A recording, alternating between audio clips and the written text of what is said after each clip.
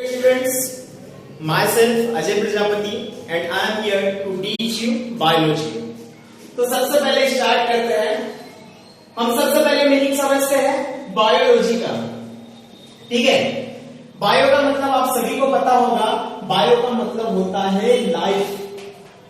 ठीक है, अगर किसी भी वर्ड के आगे, किसी भी टर्म के आगे अगर लगता है लॉजी, तो किसी भी टर्म के पीछे अगर लगता है लॉजी, लॉजी का मतलब होता है स्टडी ऑफ एनीथिंग। ठीक है, यहाँ पर हम बायो की स्टडी करेंगे, इस मतलब लाइफ की स्टडी करने चाह रहे हैं। बायो का मतलब होता है life and study of life called biology.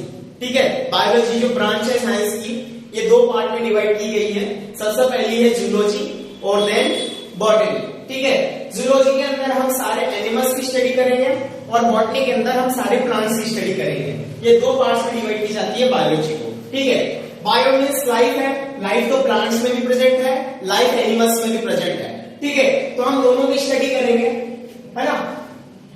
हमारे प्लानेट अर्थ पर, हमारे अर्थ प्लानेट पर millions of living organism present है और इनमें प्रेजेंट है लाइफ, और हम इनकी स्टडी करने जा रहे हैं। ठीक है, जैसे हमें पता है, एग्जांपल देता हूं मैं आपको। कोई भी एक कॉम्प्लेक्स ऑर्गेनिज्म हो या कॉम्प्लेक्स बिल्डिंग हो या कोई भी कॉम्प्लेक्स मटेरियल हो, किसी भी कॉम्प्लेक्स मटेरियल को बनाने के लिए सबसे छोटी इकाई की जरूरत होती है, सबसे छोटी यूनिट की जरूरत होती है। तो आज जो हम पढ़ने जा रहे हैं, आज जो हम पहला टॉपिक लेके स्टार्ट कर रहे हैं, वो है cell the unit of life. ठीक है, लाइफ की बेसिक यूनिट है सेल। ठीक है, cell is the fundamental structural and functional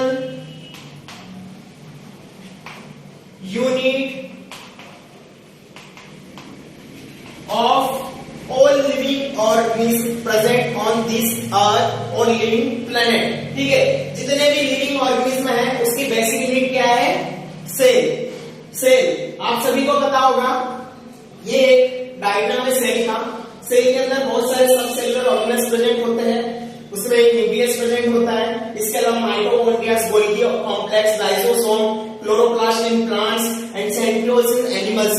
ये कुछ सेल ऑर्गेनेल्स होते हैं जो सेल के अंदर प्रेजेंट होते हैं। ये एक सेल का स्ट्रक्चर है। अभी हम डिटेल में सेल को पढ़ने जा रहे हैं। ठीक है, तो हम आगे बढ़ते हैं।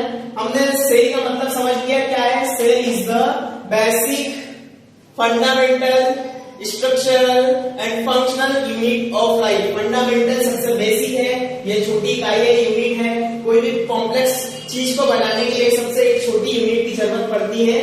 तो किसी भी लिविंग ऑर्गेनिज्म को बनाने के लिए, आइदर वो प्लांट हो या एनिमल हो, उसको जरूरत काय की है एक बेसिक यूनिट की, और वो है सेल, लिविंग ऑर्गेनिज्म की।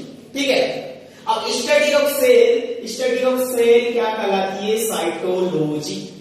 स्टडी ऑफ सेल क्या कहलाएगी? साइटोलॉजी। जैसे हमने बताया study of life biology, study of cell cytology. तो हम आगे बढ़ते हैं।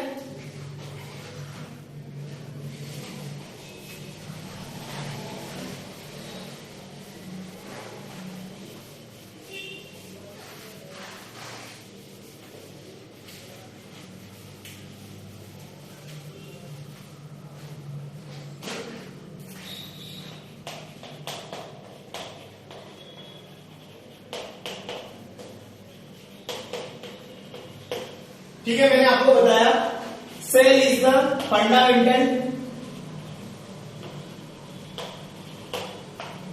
स्ट्रक्चरल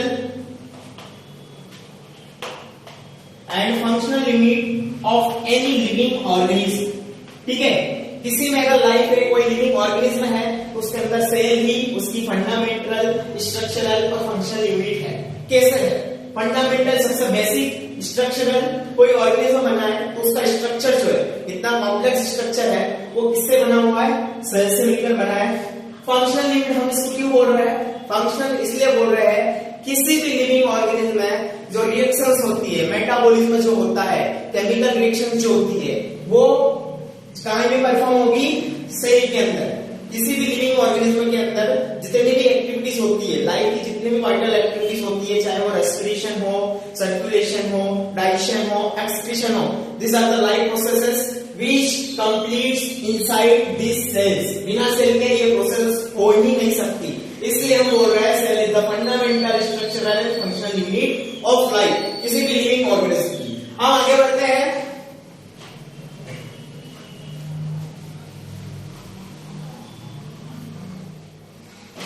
तो जो ब्रांच है cytology, cytology is the branch to study cells. Study of cells हम क्या कर रहे हैं? साइटोलॉजी। ठीक है, हम आगे बढ़ते हैं। हम बोल रहे हैं cell is the basic unit of life. ठीक है, जिस तरह एक बिल्डिंग को बनाने के लिए, एक बहुत बड़ी बिल्डिंग को बनाने के लिए हमें कुछ रॉ मटेरियल्स की जरूरत पड़ती है। एक बिल्डिंग है, एक बड़ी बिल्डिंग है, उसको खड़े करने के लिए, उसको बनाने के लिए हमको रॉ मटेरियल की जरूरत पड़ती है। तो इसमें सबसे पहली जो सबसे बेसिक यूनिट जो होगी इस बिल्डिंग की, वो क्या होगी? ब्रिक्स होगी। बिना ईंटों के हम बिल्डिंग तैयार नहीं कर सकते। इसके अलावा कुछ और चीजें लगेगी, सीमेंट लगेगी, सेंट लगेगी। ठीक है, मिस रेत और सीमेंट, ये कुछ बेसिक चीजें रॉ मटेरियल लगेगी, तब जाकर ये बिल्डिंग खड़ी हो पाएगी। ठीक है, उसी तरह किसी भी लिविंग ऑर्गेनिज्म को बनाने के लिए, अब उसके अंदर कोई लिविंग ऑर्गेनिज्म है, लिविंग ऑर्गेनिज्म इतना कॉम्प्लेक्स है, उसको बनाने के लिए हमको सबसे छोटी यूनिट क्या लग रही है? सेल है। तो बिना सेल के हम एक कॉम्प्लेक्स स्ट्रक्चर नहीं बना सकते। जिस तरह एक बिल्डिंग को बिना ईंटों के बिना नहीं बना सकते, उसी तरह हम किसी लिविंग ऑर्गेनिज्म को बिना सेल्स के बिना हम इसे सोच भी नहीं सकते कि वो बन जाएगा, क्योंकि यही वो पार्ट होता है जिसके कारण कोई भी एक बड़ी चीज बनती है या लिविंग ऑर्गेनिज्म बनता है। ठीक है, तो सेल को सेल होने के लिए क्या रिक्वायर्ड है? मतलब हम कैसे देख सकते हैं कि कोई चीज सेल है? कोई भी लिविंग मटेरियल अगर पड़ा हुआ है या फिर कोई मेम्ब्रेन्स पड़ी हुई, तो हम कैसे कह देंगे कि ये लिविंग ऑर्गेनिज्म है और ये नॉन लिविंग ऑर्गेनिज्म है? तो हम सेल को सेल कब कहेंगे? उसके लिए जो मोस्ट इंपोर्टेंट दो चीजें रिक्वायर्ड है वो मैं बताने जा रहा हूं कि सबसे पहले अगर कोई सेल है तो उसके पास एक आउटर मेम्ब्रेन प्रेजेंट होगी, उसके पास एक आउटर मेम्ब्रेन प्रेजेंट होगी। ठीक है, मींस मेम्ब्रेन सिस्टम प्रेजेंट होगा।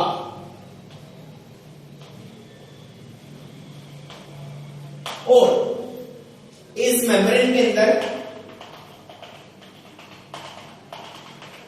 लिविंग मटेरियल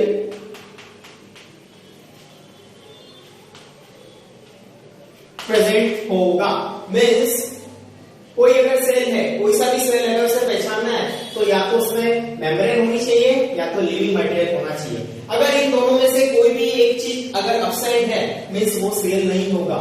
ठीक है, इट डजंट मैटर इसके अंदर अमाउंट जो लिविंग मटेरियल है उसका अमाउंट कितना है, इससे मैटर नहीं करता। इसकी मेम्ब्रेन कितनी छोटी कितनी बड़ी है ये मैटर नहीं करता है। मैटर ये करता है कि ये प्रेजेंट है या नहीं। तो किसी भी सेल को सेल होने के लिए दो चीजों की रिक्वायरमेंट है। फर्स्ट मेम्ब्रेन सिस्टम होना चाहिए, दूसरा लिविंग मटेरियल होना चाहिए, तभी ये सेल कहलाएगा। नहीं तो ये एक असेल्युलर स्ट्रक्चर कहलाएगा। अगर सिर्फ मेम्ब्रेन प्रेजेंट है तो हम नहीं बोल सकते कि वो सेल प्रेजेंट है। ठीक है, वो एक असेल्युलर स्ट्रक्चर होगा जिसका कोई भी एग्जिस्टेंस नहीं है। अगर ये दो चीजें हैं, मेम्ब्रेन सिस्टम और लिविंग मटेरियल, तो हम कह सकते हैं इनका एग्जिस्टेंस है लाइफ में और ये अपनी लाइफ प्रोसेसेस परफॉर्म करती है। ठीक है, तो हम आगे बढ़ते हैं। ये इंट्रोडक्शन था हमारे सेल का। अब हम आगे बढ़ते हैं कैसे सेल डिस्कवर हुआ, कैसे नए नए ऑर्गेनिज्म जो है on the basis of number of this cells the organism are divided into two categories. The first one is unicellular and second one is multicellular.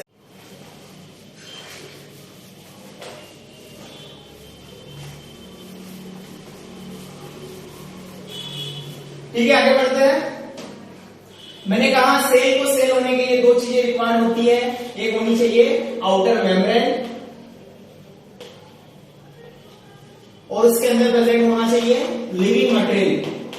ठीक है, it doesn't matter how much they are, बस होना चाहिए, present होना चाहिए। ठीक है, ये आउटर मेम्ब्रेन होनी चाहिए एक और लिविंग मटेरियल होना चाहिए। अगर दोनों में से एक भी चीज नहीं है then they are acellular structure, इनका कोई एग्जिस्टेंस नहीं होता। ठीक है, तो हम आगे बढ़ते हैं।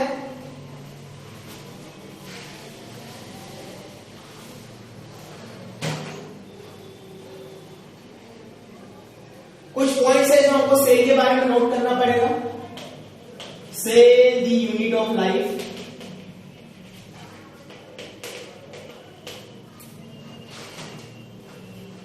ठीक है।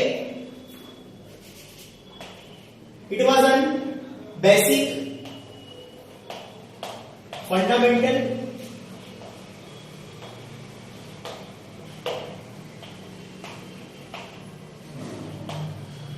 स्ट्रक्चरल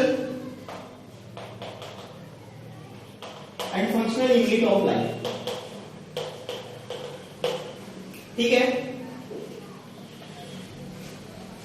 सेल काय से बना है? मेम्ब्रेन और लिविंग मटेरियल, ठीक है। It contains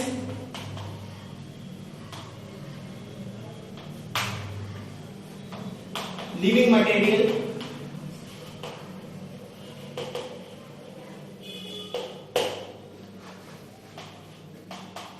it possesses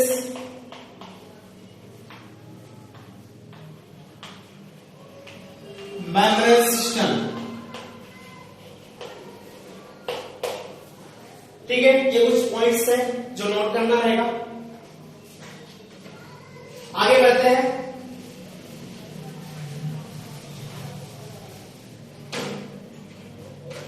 on the basis of number of cells, ठीक है। मैंने बताया आपको हमारे प्लैनेट अर्थ पर मिलियंस ऑफ ऑर्गेनिज्म प्रेजेंट है, ठीक है। Millions of organism, either they are plant और animal, either they are microscopic और मैक्रोस्कोपिक, ठीक है। अब इतने सारे ऑर्गेनिज्म हैं, इतने सारे ऑर्गेनिज्म किस चीज से मिलकर बने हैं? सेल से। इनकी बेसिक यूनिट क्या है? सेल। सारे ऑर्गेनिज्म सेल से मिलकर बने हैं। अब नंबर ऑफ सेल्स, कौन से ऑर्गेनिज्म में कितने नंबर्स प्रेजेंट है? तो on the basis of number of cells, cells are divided into two categories, ठीक है। मैंने बताया पहली कैटेगरी जो है यूनिसेल्युलर, ऐसे organism on the basis of number they are divided into first unicellular, second one multicellular, ठीक है।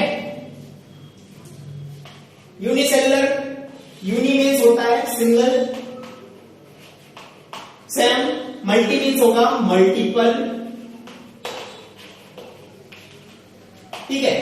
मतलब ऐसे ऑर्गेनिज्म जिनकी पूरी बॉडी, जिनकी होल बॉडी एक सिंगल सेल से बनी होती है, हमने यूनिसेल्युलर बोल रहे हैं। और ऐसे ऑर्गेनिज्म जिनकी पूरी बॉडी बहुत सारे सेल से मिलकर बनी है, एक से ज्यादा सेल से मिलकर बनी है, इसलिए हम इसको मल्टीसेल्युलर बोल रहे हैं, ठीक है। सिंगल सेल का सबसे बढ़िया एग्जांपल, जो मोस्ट इंपोर्टेंट एग्जांपल है बायो, वो है बैक्टीरिया।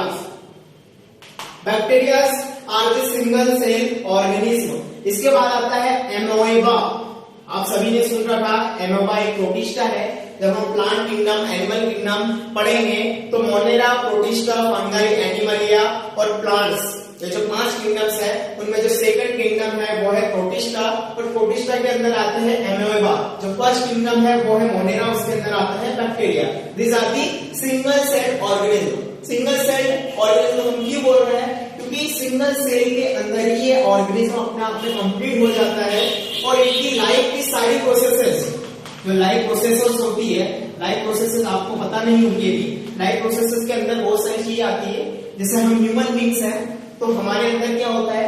रेस्पायरेशन होता है, हम सांस लेते हैं, छोड़ते हैं और एनर्जी प्राप्त करते हैं ऑक्सीजन के थ्रू, ठीक है ना। उसके बाद है डाइजेशन। डाइजेशन प्रोसेस में क्या होता है? हम फूड लेते हैं, उसको डाइजेस्ट करते हैं, उसके बाद जो बचता है उसको हम एक्सक्रीट करते हैं, है ना। इसके बाद सर्कुलेशन होता है। कुछ ऐसी चीज होती है जो वाइटल एक्टिविटीज हमारी लाइफ की जो प्रोसेसेस होती है, जो सेल्स के अंदर कंप्लीट होती है, ये सारी प्रोसेसेस इनके एक सिंगल सेल के अंदर कंप्लीट हो जाती है। बैक्टीरिया, एमोएबा, फिर एक और आता है paramecium. These are the example of single celled organism। हम इनको हायर क्लासेस में डिटेल में पढ़ते हैं कि कैसे ये सिंगल सेल अपनी बॉडी के अंदर, अपनी बॉडी में, इनकी बॉडी तो सिर्फ सिंगल सेल से बनी हुई है, तो सिंगल सेल के अंदर ये सारी प्रोसेस ये कंप्लीट कर लेते हैं। जबकि जो मल्टीसेलुलर ऑर्गेनिज्म होते हैं, इनमें multiple number of cells present होते हैं, और ये अपनी लाइफ प्रोसेसेस मल्टीपल सेल्स में परफॉर्म करते हैं। यहाँ पर ये काम बटा होता है, सेम चीज जो होती है बटा होता है। जैसे जैसे कॉम्प्लेक्सिटी बढ़ती जाती है वैसे वैसे फंक्शन अलग अलग सेल्स में डिवाइड होते जाता है। तो मल्टीपल जो मल्टीसेलुलर ऑर्गेनिज्म है उनके एग्जाम्पल कौन से हैं? सबसे पहले जो एग्जाम्पल है वो है प्लांट्स, उसके बाद है एनिमल्स। ठीक है, ये दो एग्जाम्पल्स है, यूनिसेलुलर और मल्टीसेलुलर ऑर्गेनिज्म में डिफरेंस ये है कि they are single cell, they are multiple cell. ठीक है, इसके बाद हम आगे बढ़ते हैं किस तरह से सेल डिस्कवर हुआ माइक्रोस्कोप की हेल्प से। पहले प्रिमिटिव माइक्रोस्कोप आया, फिर एक इम्प्रूव्ड माइक्रोस्कोप। हमारी जैसे जैसे टेक्निक्स बढ़ती गई, नए नए साइंटिस्ट आए, इन्होंने इसको डिस्कवर करते गए और सेल के बारे में स्टडी करते गए। तो हम आगे बढ़ते हैं, है ना।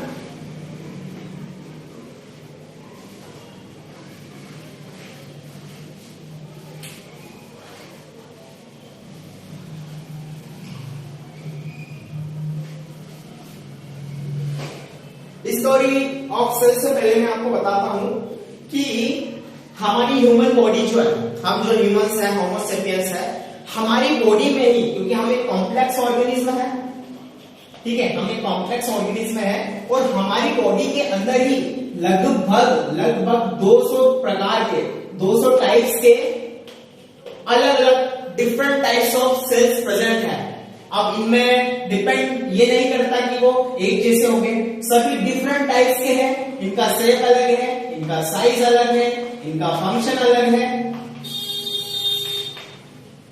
On the basis of their functions, कहां पर उनकी कैसी जरूरत है, उनका काम कैसा है, वो अलग अलग प्रकार के हैं और लगभग 200 प्रकार के हमारी ह्यूमन बॉडी के अंदर सेल्स है। आपने सभी ने सुन रखा होगा जो कॉमन ब्लड टेस्ट होता है red blood cells, white blood cells, फिर हमारे जो लिवर में सेल्स प्रेजेंट होते हैं उनको बोलते हैं हेपेटिक सेल्स।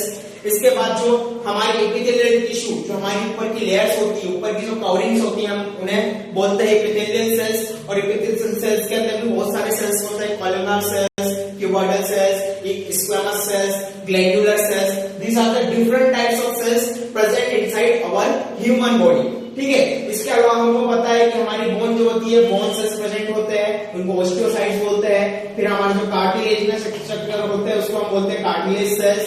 इसके बाद न्यूरॉन हमारी बॉडी का सबसे बड़ा सेल है जो इम्पल्स ट्रांसमिशन में हेल्प करता है, हमारे नर्व सेल्स। इसके बाद lymph cells, they are different types of cells और लगभग ये कितने हैं, 200 अलग अलग टाइप्स के सेल्स है हमारी बॉडी के अंदर। On the basis of their function they are performing, मतलब वो कौन सा फंक्शन परफॉर्म कर रहा है उनके बेसिस पर ये अलग अलग डिफरेंट टाइप्स ऑफ सेल्स हमारी बॉडी में प्रेजेंट होते हैं और यह अलग अलग तरीके से अपना फंक्शन परफॉर्म करके हमको जीवित रखते हैं, हमारी सारी लाइफ प्रोसेसेस को कंप्लीट करते हैं। हमने देखा कि यूनिसेलुलर ऑर्गेनिज्म में ये सारे काम सिर्फ सिंगल सेल करता है, बल्कि मल्टीसेलुलर ऑर्गेनिज्म में ये सारे काम अलग अलग सेल्स के पास बटे होते हैं, असाइमुलेटेड होते हैं, बटे होते हैं कि ये सारे मिलकर फिर एक काम को परफॉर्म करते हैं। हम आगे बढ़ते हैं।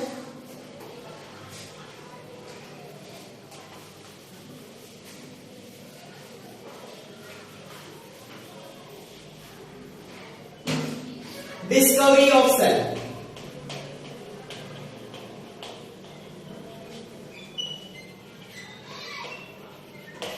सेल को हम हिंदी में बोलते हैं कोशिका। स्टडी ऑफ कोशिका क्या कहलाती है, साइटोलॉजी। ठीक है, तो डिस्कवरी ऑफ सेल पे आ जाते हैं हम। तो हम सभी को पता है कि सेल की डिस्कवरी करने वाले जो साइंटिस्ट थे उनका नाम था रॉबर्ट हुक। इन्होंने 16th सेंचुरी में 1665 में सबसे पहले सेल को डिस्कवर किया था अपने प्रिमिटिव माइक्रोस्कोप की हेल्प से। प्रिमिटिव का मतलब आप सभी को पता है, ऐसी कोई भी चीज जो प्रिमिटिव है means they are immature, complete नहीं है, बढ़िया तरीके से बनी नहीं है। उनके प्रिमिटिव माइक्रोस्कोप से, मतलब जुगाड़ की चीज से, किसी जुगाड़ की चीज से इन्होंने क्या किया, सेल को डिस्कवर किया। सेल जो हम हमारी नेकेड आइज से नहीं देख सकते हैं, इसको देखने के लिए एक सूक्ष्मदर्शी दर्शी की आवश्यकता होती है। मीन्स एक माइक्रोस्कोप की जरूरत होती है। बिना माइक्रोस्कोप के हम इनको नहीं देख सकते। Cells are very small unit, मतलब हम इनको जो इतने छोटे हैं इनको हम हमारी नेकेड आई से नहीं देख सकते, उसके लिए हमको माइक्रोस्कोप की जरूरत पड़ती है।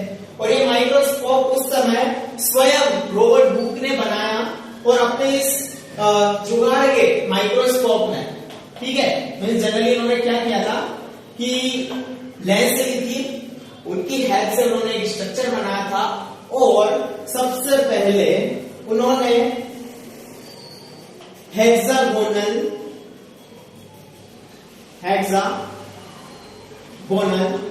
चेम्बर्स देखे। एक प्लांट था ऑक ट्री, ठीक है, ऑक ट्री एक स्पेनिश ऑक ट्री था, मतलब स्पेन में था ये प्रेजेंट, स्पेनिश ऑक ट्री था जिसका साइंटिफिक नाम है क्वार्कस फैलिकाटा। यह वो ट्री है जिसकी बार्क बोलो या कॉर्क बोलो, कॉर्क का मतलब क्या होता है, प्लांट्स की जो कॉर्क होती है जनरली डेड सेल्स होता है ये, और ये क्या होती है, छाल होती है प्लांट की, जो ऊपर की लेयर जो होती है स्टेम की, उसको बोलते हैं हम बार्क या छाल, है ना। जनरली ये सेल्स क्या होता है, डेड सेल्स होते हैं, these cells are dead, ठीक है। तो इस डेड सेल्स को किसने देखा, रॉबर्ट हुक ने अपने प्रिमिटिव माइक्रोस्कोप में, किसकी हेल्प से, प्रिमिटिव माइक्रोस्कोप की हेल्प से उन्होंने डेड सेल्स देखे जो ओक ट्री की बार्क छाल के अंदर प्रेजेंट है। उन्होंने उसके अंदर हेक्सागोनल चेम्बर्स देखे, डेड सेल्स, जो डेड सेल्स है उन्होंने हेक्सागोनल चेम्बर्स उस प्लांट में देखे जो हमारे रॉबर्ट हुक को दिखे अपने प्रिमिटिव माइक्रोस्कोप में, ठीक है। ये पेड़ था ऑक ट्री, स्पेनिश ऑक ट्री था, क्वार्कस फैलिकाटा जिसका साइंटिफिक नाम है। सबसे पहले हेक्सागोनल चेम्बर्स दिखे किसे, रॉबर्ट हुक को, इसकी छाल में। तो इन्होंने इन हेक्सागोनल चेम्बर्स को नाम दिया, इसका नाम था सेल्यूली, ठीक है। सेल्यूली नाम किसको दिया, उन्होंने जो हेक्सागोनल चेम्बर्स देखे। हेक्सागोनल चेम्बर्स जनरली इस तरीके के होते हैं जिनकी 6 साइड्स होती है ना। तो ये हेक्सागोनल चेम्बर आपने भी देखा होगा, अगर आपने मधुमक्खी का छत्ता देखा हो, हनी बीज का जो स्ट्रक्चर होता है, हनी बीज का स्ट्रक्चर भी कुछ इस तरीके से ही होता है। हनी बीज का जो छत्ता होता है वो भी इस तरीके का होता है, इसमें जो चेम्बर्स बने होते हैं जस्ट सेम हमने हेक्सागोनल चेम्बर्स कहां पर देखे, इसकी बात में देखे, और वो कैसे अपीयर हो रहे थे, ये एक लिटिल रूम के जैसा। तो लैटिन में सेल्यूली का मतलब होता है अ लिटिल रूम, ठीक है। लेटर ये सेल्यूली कहां में कन्वर्ट हो गया, सेल में, ठीक है। बाद में इसको नाम क्या दे दिया गया, सेल्यूली को सेल बोला गया, ठीक है। तो हमारे रॉबर्ट हुक ने 1665 में सेल को डिस्कवर किया और ये सारा डाटा, उसकी सारी जो स्टडी थी उसने कहां में पब्लिश की। एक मैगजीन थी उस समय जो चलती थी, उसका नाम था Micrographia. He studied all the things about cells and published his studies and knowledge into a magazine named as Micrographia, ठीक है। ये नीट में क्वेश्चन पूछा जाता है कि रॉबर्ट हुक ने अपना नॉलेज का स्टडी जो थी किस मैगजीन के अंदर पब्लिश की थी, ये क्वेश्चन कई बार पूछा गया है नीट और आइट्स के अंदर, ठीक है। तो यहाँ पर डिस्कवरी ऑफ सेल कंप्लीट होते हैं। अब इसके बाद कौन सा साइंटिस्ट आए, हम लाइन बाय पढ़ते जाएंगे कि किस तरीके से प्रिमिटिव माइक्रोस्कोप के बाद एक इम्प्रूव माइक्रोस्कोप आया, कैसे कैसे टेक्निक्स बढ़ी और एक नया माइक्रोस्कोप आया, और जितने भी नए नए माइक्रोस्कोप आते गए उसके बाद सारी नई डिटेल्स हमको पता चलती गई, ठीक है। हम आगे बढ़ते हैं।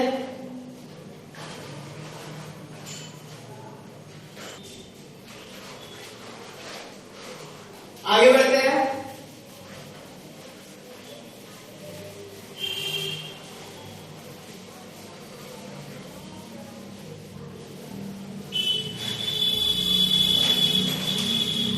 After discovery of cells, नए नए साइंटिस्ट आए। अब देखो रॉबर्ट हुक ने क्या किया, सबसे पहले सेल को डिस्कवर किया। अब कोई चीज अगर कोई ढूंढ लेता है उसके पीछे सारे के सारे लग जाते हैं साइंटिस्ट। कोई भी हो, कोई चीज अगर उन्हें ढूंढ लिए तो सारे के सारे उसके पीछे हो लेते हैं। इसके बाद नए नए साइंटिस्ट आए, उन्होंने सेल के बारे में ढूंढना चालू कर दिया। कोई नई चीज पता चली है तो जरा उसके पीछे लग जाते हैं सारे। उसके बाद साइंटिस्ट आए एंटोन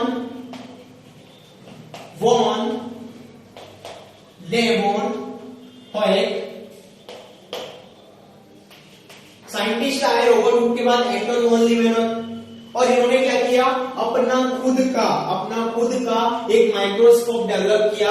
इन्होंने उससे बेहतर माइक्रोस्कोप डेवलप किया, इंप्रूव्ड माइक्रोस्कोप डेवलप किया। और इन्होंने सबसे पहले किसी लिविंग सेल्स को अर्थ के ऊपर देखा अपने इंप्रूव्ड माइक्रोस्कोप में। इन्होंने सबसे पहले लिविंग सेल्स देखे अपने इंप्रूव माइक्रोस्कोप में, जिसमें जो लिविंग सेल्स थे बैक्टीरिया थे पॉन्ड्स के अंदर, तालाबों के अंदर, ठीक है। उसके बाद इन्होंने स्पर्मेटोजोआ देखा डॉग्स का, means sperm cells of dogs, ठीक है। इन्होंने अपने इंप्रूव माइक्रोस्कोप के अंदर माइक्रोस्कोप, ठीक है, अपने माइक्रोस्कोप में इन्होंने बैक्टीरिया लिविंग सेल्स देखे, स्पर्मेटोजोआ लिविंग सेल्स देखे, एमेबा, ठीक है। तो सबसे पहले इन्होंने लिविंग सेल्स अपने इंप्रूव्ड माइक्रोस्कोप के अंदर देखे। इसलिए एंटोन वॉन लेवोनहॉयट का भी सेल थ्योरी में और सेल साइटोलॉजी में बहुत बड़ा योगदान है, क्योंकि इसके बिना हम बाकी सेल्स के अंदर जो भीतरी जो पार्ट्स थे, जो सबसेलुलर ऑर्गेनल्स थे, हम उनको नहीं देख पाते हैं। इन्होंने बैक्टीरिया देखे, स्पर्मेटोजोआ देखे, एमेबा देखे। इसके बाद धीरे धीरे आगे डिस्कवरीज होती गई। इसके बाद प्लांट सेल्स पर, एनिमल सेल्स पर स्टडी होती गई। तो नए नए साइंटिस्ट आते गए, तो हम वन बाय वन उनको देखते हैं। सबसे पहले कौन आए थे, रॉबर्ट हुक, फिर आए एंटोन वॉन लेवोनहॉयट, और अब इसके बाद जो साइंटिस्ट आए वो थे Matthias Schleiden and Theodore sworn, ठीक है।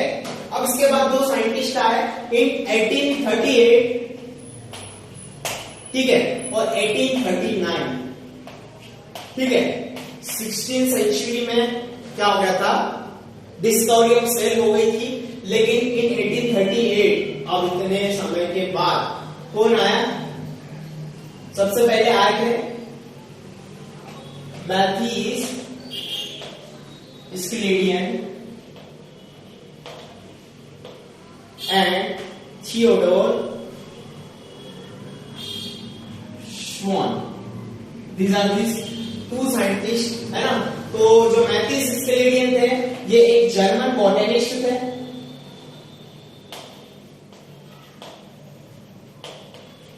ठीक है। और थियोडोर शॉन जो थे वो एक जूलॉजिस्ट थे, ठीक है, ब्रिटिश जूलॉजिस्ट थे।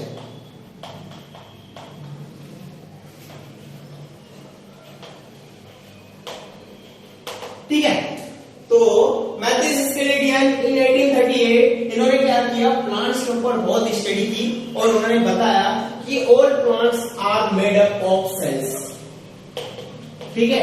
प्लांट्स जो होते हैं ये कहां से बने होते हैं, all plants are made up of cells and these cells combine together and perform a specific function and उन्होंने बताया कि ये सेल्स कंबाइन होते हैं और एक स्ट्रक्चर बनाते हैं टिश्यू।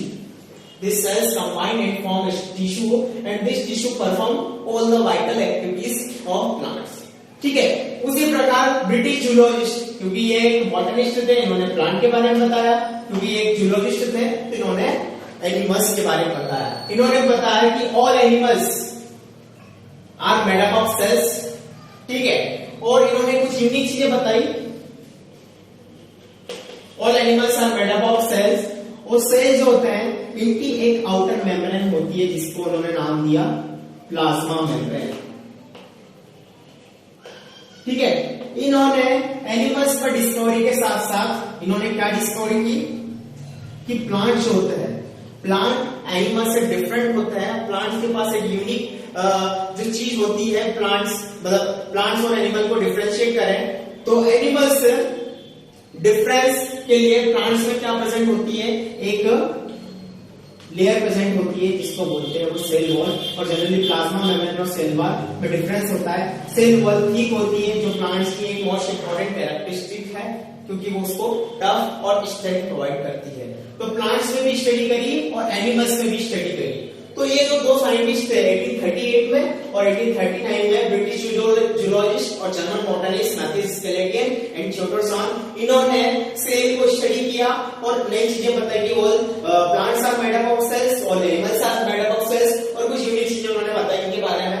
तो इन दोनों ने क्योंकि सेम टाइम में इन चीजों को उन्होंने डिस्कवर किया था, तो इन्होंने साथ में मिलकर इस अपनी स्टडी को एक नाम दिया जिसका जो नाम था सेल थ्योरी। ठीक है,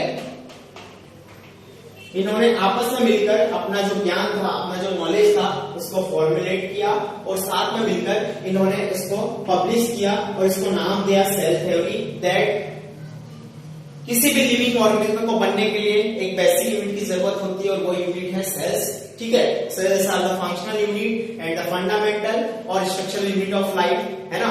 all organism are made up of cells and their product. ठीक है, ये कुछ चीजें उन्होंने बताई। तो सेल थ्योरी हम देख लेते हैं। सेल थ्योरी उन्होंने क्या दिया कि these are the basic unit of life. ठीक है, बेसिक, फंडामेंटल, स्ट्रक्चरल और फंक्शनल यूनिट ऑफ लाइफ। इसके बाद उन्होंने बताया कि सेल्स आर जनरली देखा जाए तो मतलब बॉडी जो होती है ऑर्गेनिज्म की, मीन्स कोई भी ऑर्गेनिज्म है उसकी बॉडी काय से बनी है, सेल्स से बनी है और प्रोडक्ट ऑफ सेल्स। ठीक है, all activities of living organism takes place inside this cells. ठीक है, ये कुछ पॉइंट्स उन्होंने सेल में दिए। लेकिन जब साइंटिस्टों ने पूछा इनसे कि ठीक है हमने माना कि cells are the basic unit of life, ठीक है, cells are the basic unit of life, cells से ही हमारे सारे ऑर्गेनिज्म बने हैं, इनमें ही सारी लाइफ एक्टिविटीज होती है। लेकिन क्वेश्चन उनका ये था कि ये सेल्स आए कहां से, ये जो सेल्स है ये आते कहां से आए। तो इनके पास कोई आंसर नहीं था, ये दोनों के पास कोई आंसर नहीं था कि how they are made up of, कहां से आए। तो इस चीज का आंसर लेकर एक नए साइंटिस्ट आए, उन्होंने बताया कि सेल्स जो होते हैं, अब इनके पास तो कोई आंसर नहीं था, तो इसके बाद एक नए साइंटिस्ट आए, उनका नाम है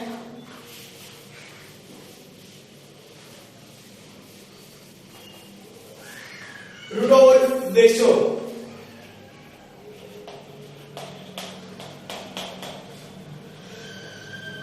In 1855 लगभग 10-15 साल बाद साइंटिस्ट आए रुडोल्फ विर्चोव। अब जो क्वेश्चन था how new cells are arise, नए सेल्स आए कैसे, तो इसका आंसर किसने दिया, रुडोल्फ विर्चोव ने दिया। आफ्टर 10 साल उन्होंने बताया कि new cells are arise from division of old cell. ठीक है, हर सेल जो होते हैं डिवाइड होते हैं और न्यू सेल्स कहां से आए, they are arise from division of old cells means pre existing cell, जो पहले से प्रेजेंट था वही डिवाइड हुआ और नए सेल्स आए। ठीक है, इन्होंने बताया सेल्स का अराइज फ्रॉम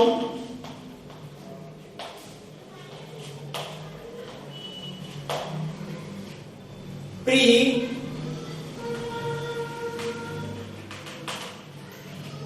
एग्जिस्टिंग सेल्स। इन्होंने लैटिन भाषा में, उस समय क्योंकि इंग्लिश नहीं थी तो उन्होंने लैटिन लैंग्वेज में इस चीज को बताया था कि cells are arise from pre existing cells. उन्होंने एक टर्म दी थी उसके लिए और टर्म का नाम था ओमनिस सेल्यूला ई सेल्यूला। ठीक है, ये लैटिन वर्ड था जिसका मतलब था cells arise from pre existing cells. ऑमनिस सेल्यूला ई सेल्यूला, इस टर्म को जो लैटिन वर्ड है ये जनरली पूछा जाता है नीट कॉम्पिटिटिव एग्जाम में, एम्स में या जिटमर में, जितने कॉम्पिटिटिव एग्जाम देख लो इसमें ये क्वेश्चन लगातार पूछा गया है। ठीक है, तो बहुत इंपॉर्टेंट क्वेश्चन है। मिस रुडोल्फ विर्चोव, जो सेल थ्योरी जो चल रही थी, सेल थ्योरी को कंप्लीट किसने किया, सेल थ्योरी को कंप्लीट करने वाले साइंटिस्ट थे रुडोल्फ विर्चोव। इन्होंने बताया कि cells arise from pre existing cells, जो स्केलियन और शॉन नहीं बता पाए आए थे। सेल थ्योरी दी थी किसने? स्केलियर-शॉन ने, लेकिन उनने उसको कंप्लीट नहीं कर पाए। तो साइंटिस्ट थे रुडोल्फ विर्चोव, जिनका बहुत बड़ा योगदान था कि सेल्स आए कहां से। सही है, कोई चीज अगर हम डिस्कस कर रहे हैं तो उसका ओरिजिन क्या है, कहां से आया, ये जानना जरूरी है। उसको बताने वाले साइंटिस्ट थे रुडोल्फ विर्चोव। 10 साल बताया, 10 साल बाद बताया, लेकिन बताया जरूर। All cells come from pre-existing cells, means division of old cells. ठीक है, हम आगे बढ़ते हैं। तो सेल थ्योरी को कंप्लीट किसने कर दी है? रुडोल्फ विर्चोव ने। तो हम सेल जो थ्योरी है उसके पॉइंट नोट कर लेते हैं कि सेल थ्योरी एक्चुअल लास्ट में कंप्लीट कैसे हुई। ठीक है, तो सेल थ्योरी पे आ जाते हैं हम। सेल थ्योरी फर्स्ट पॉइंट क्या है? Cell is the basic, fundamental, structural and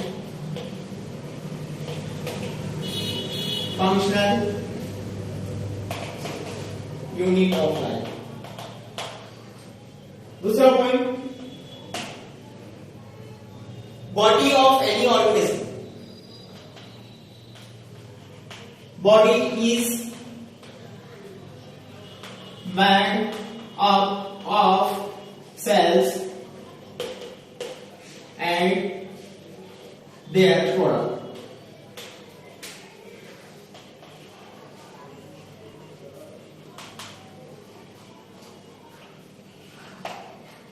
All vital activities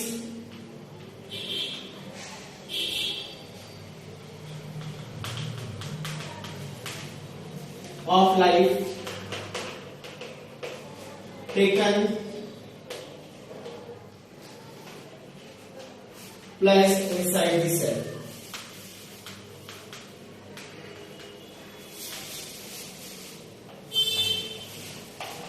New cells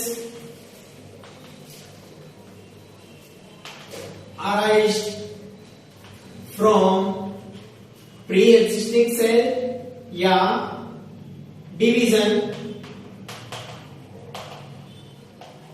of old sales. ये कंप्लीट होती है सेल थ्योरी। रुडोल्फ विर्चोव का बहुत बड़ा योगदान था, लेकिन सेल थ्योरी में एक एक्सेप्शन भी है, और एक्सेप्शन है वायरसेस। वायरस सेल थ्योरी में एक्सेप्शन क्यों है? क्योंकि एक असेल्यूलर स्ट्रक्चर है। असेल्यूलर स्ट्रक्चर मींस सेल को सेल होने के लिए रिक्वायर्ड है एक मेम्ब्रेन और लिविंग मटेरियल। और हमारे भाई जो वायरस है इसके पास ना मेम्ब्रेन है ना लिविंग मटेरियल है, ये एक न्यूक्लियो प्रोटीन स्ट्रक्चर है। न्यूक्लियो प्रोटीन स्ट्रक्चर है, इसके कोई माता नहीं है। ठीक है, इसके कोई माता पिता नहीं है, इसलिए cell is the exception to this cell theory, है ना। सेल के लिए सबसे जरूरी है मेम्ब्रेन होना चाहिए, लिविंग मटेरियल होना चाहिए, जो इसके पास नहीं है, ये न्यूक्लियो प्रोटीन स्ट्रक्चर है। ठीक है, देखा जाए तो वायरस की अगर बात करें तो वायरस से होने वाली बहुत सारी डिसीज हमारी बॉडी में होती है ना। तो वायरस जनरली क्या होता है, जब किसी लिविंग ऑर्गेनिज्म में एंटर होता है वो लिविंग हो जाता है, अगर वो बाहर होता है किसी लिविंग ऑर्गेनिज्म से तो वो नॉन लिविंग हो जाता है। इसलिए वायरस से लड़ने में हमको बहुत दिक्कत होती है। एग्जाम्पल है सबसे बढ़िया कोरोना, जो अभी इसको परेशान कर रहा था। ठीक है, तो वायरस के साथ ये दिक्कत है, ये सेल की कैटेगरी में नहीं आता। अगर सेल की कैटेगरी में आता होता तो हम उसका केमिकल कंपाउंड जानते होते हैं और उसके अगेंस्ट कोई भी हमारी जल्दी से कोई भी मेडिसिन हम बना लेते हैं। ठीक है, तो सेल थ्योरी यहाँ कंप्लीट होती है। इसके आगे हम नेक्स्ट क्लास में देखते हैं।